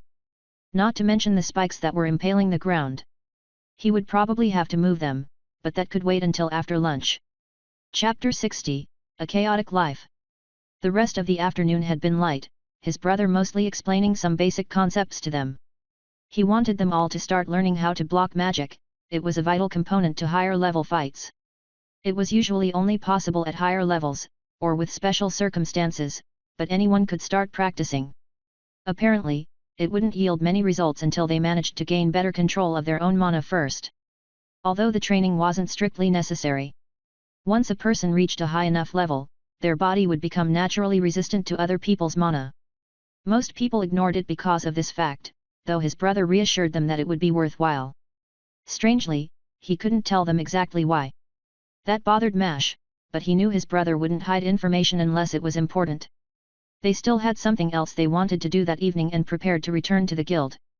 Despite having been to the guild in the morning, his friends hadn't let him get the mysterious items appraised without them. Now they were sitting in a small room within the guild, waiting for an appraiser to arrive. Hoping that it would go smoother this time, Mash had let the others be the ones to set up the meeting. It didn't seem to matter as word had gotten around already. Their team had been marked, and it looked like they were going to be receiving special treatment while here. So, he was unsurprised by the relative luxury of the room they were in. Bottles of wine adorned a nearby wall, resting atop a small shelf. The table at the center was large, and the room was enchanted for privacy. None of this was normal, and he didn't know how he felt about it. His friends had mixed reactions to the treatment. Jill and Luke seemed relatively happy with the situation, but Red seemed bothered by it, and Mash felt similarly uncomfortable. None of them touched the wines, but they did take glasses of water which were offered to them before they entered. It was weird to have the guild staff treat them specially, and he learned that it was mostly due to his sponsorship and not his family. He really wanted to talk to Ivorin about what he deemed as important, because this was a lot bigger than he let on. However, if the opportunity ever arose, he knew that he would probably do the same. It wasn't a long wait, but it felt endless. It was the anticipation to find out what the items did, the armor's ability making them more excited. One was a mask, and he hoped that it wasn't useful for him. The main reason being that it was probably going to be an attunement item. Picturing it in his mind, though he didn't really need to do that, he knew that he didn't want a face tattoo and that wasn't going to change. The other item interested him though, a mysterious bone fragment from an unknown creature. It was an attunement item too, and he had no clue as to what its function might be. Thankfully he wasn't made to wait much longer, as he heard the door creak open. Jack entered, a shorter lady accompanying him. She was about half the size of Jack, which made her short in comparison, but was only a head or two shorter than Mash. Jack was the unusually tall one. She had slightly graying hair, which either meant that she wasn't a very high level or was very old. Mash was leaning towards the latter, as he felt the woman's mana eclipse his own, and that was with taking Priscilla into account. That seemed strangely odd to him considering the past few days, since he had met countless people who seemed to be well over level 100. Thinking that it was supposed to be rarer, he didn't really understand how he kept meeting such high-level people. The lady took a seat across from them. She passed her eyes over the group. Her eyes were angular, which made her seem like she was glaring at them, but she was also sporting a genuine-looking smile. The combination was a little unsettling, but he kept his mouth shut, noticing the deference that Jack was giving her. "Hello children, I am the guild master, and you may address me as Master Ravnica. Jack has told me about you already, but I see that he left out some important details. Level 40 at age 14, that is quite the pace you're going at." She sounded how he imagined, a knowing tone of old age coming through her voice. Jack spluttered, choking on his drink when he heard Ravnica's words. Mash didn't know when, but Jack had begun drinking wine from one of the bottles. "Wait 14, that means..." "Yes, we all know what it means, but we are not here to pry into the boy's past. It was merely something to take note of. I hear you have some items that need to be evaluated." Ravnica cut off Jack, and Mash gave her a thankful nod. He didn't really want to mention his past. Pulling out the two items, he watched to see her reaction. She didn't give anything away, moving both items slightly closer to her. She picked up the mask first, and Mash paid particular attention to the way her mana moved through the item. It seemed like an attunement, but the mana didn't stick to the item, moving past it like water would. The mask was made of a greenish metal and resembled some creature that he couldn't recognize. It would fit on a human, but the design reminded him more of a lizard. The eye slits were longer than humans' eyes, and the line for the mouth ran from one side to another. It had lines that ran up and down from the mouth, as if to replicate teeth, but it ran along the full length of the even past the eye holes. She put the item back down and slid it over to them in a placating motion. The gesture was unnecessary, but he appreciated it anyways. "It's a class growth item. Which, judging from your reactions, only one of you knows about. Let me give you a short explanation. If you attune to the item, or simply wear it during your next class advancement, you will get a related class or the option for one. I recommend either giving it to someone who will join your team in the future, or a younger sibling. The earlier one acquires the class, the further they will be able to travel along its path. Mash thought about who could get it, and he only thought of Jill's siblings, but that seemed a little wasteful. They were so young that it would be a long time before the item got used. Don't listen to her. The royal family would sell one of their own children for an item of this type and rarity. Plus, it will get you on their good side. After hearing Jack's words, he turned to the rest of the group. Jill seemed more inclined to Jack's proposal. The money would probably be enough to clear her family's debts. Red and Luke looked to be thinking more deeply, but Mash had already come up with a solution. There is a way we can do both. How about we sell the item to Nevis? Despite the princess's oddities, Mash liked her. She didn't seem bothered by his appearance, and her curiosity reminded him of his own. On top of that, she was close to his siblings, and he would trust her so long as his siblings did. Luna, in particular, had always been a good judge of character. Luke and Jill were nodding along, but Red seemed to be against the idea. I wouldn't trust the royal family so easily. They have their fair share of horrible deeds. But I do think that Nevis seemed nice enough. If we plan on selling it to them, I want to make sure that she is the one who gets it. It wasn't an actual disagreement, so they moved on to the next item, deciding they would check with Nevis later. It was surprisingly easy to meet with the princess, and he bet that she would still be at his brother's house. With an idea of what to do with that item, they moved on to the mysterious bone. While they were talking, Ravnica had already identified the item, but she didn't slide it over to them like the other.